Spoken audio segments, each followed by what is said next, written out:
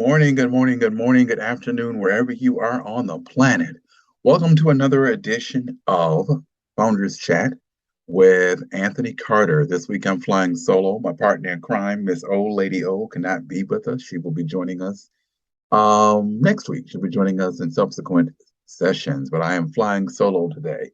I will try to pull it off and have a great time with just me and my thoughts on things and what's going on in the world. First of all, let me say I'm very excited this week because of a couple of different things. As you all know, for those who have been following me, following us, I just moved back to the East Coast. So, yes, I'm back on the East Coast after being gone for 14 years. And today, drum roll, please. Today, I was smart and lucky enough to find one of my favorite things on the planet. Can you guess what it is? Wait, wait for it. Okay, I'll tell you. I found a very large, well stocked, well managed, well staffed public library. Now, for many people, that might not be a big deal, but I love libraries. I've loved them since I was a kid.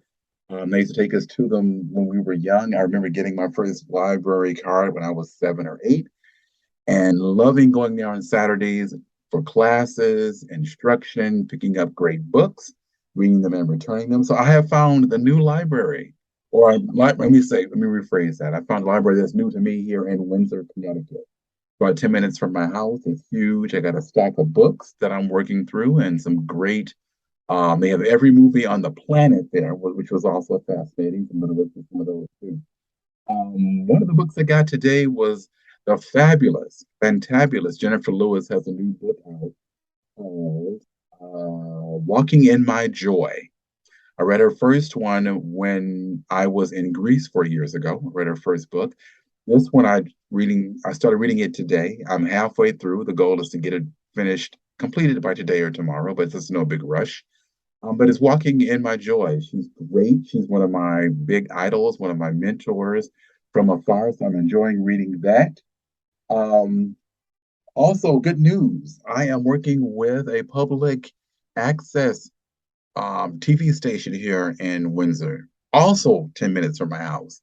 I will be working with them to learn how to shoot, edit, record, and make my own documentaries, podcasts, whatever I want to do.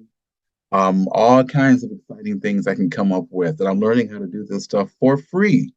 So, any of my listeners, if you're interested in learning how to tell stories or use film to tell stories, please reach out to your local public access television stations. There's tons of courses that are free.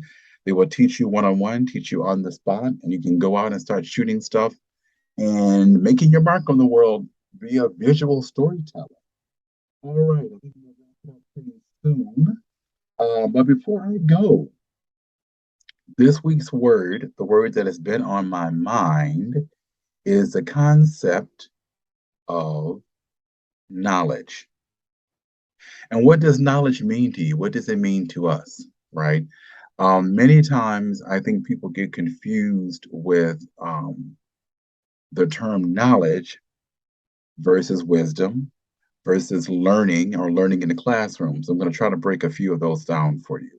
There's an old saying that says, knowledge speaks and wisdom listens. Many times I find that people know things, and the older I get and the more I'm around different generations, both older and younger than me, there's this compelling need to let everybody know how much you know, right? There's a need to let everybody know how smart you are, how much information you have, and of course, everyone wants to hear it. And this is across the board. It's not just with any particular generation. I've seen this across the board. Wisdom, on the other hand, is, in my opinion, typically silent. There's a pause before there's some speaking. There's a pause before there's a sharing of information or some insight. Wisdom you get from knowledge and experience. You find out what works and what doesn't work. And you're always open to being wrong. That's the biggest difference I see between knowledge and wisdom.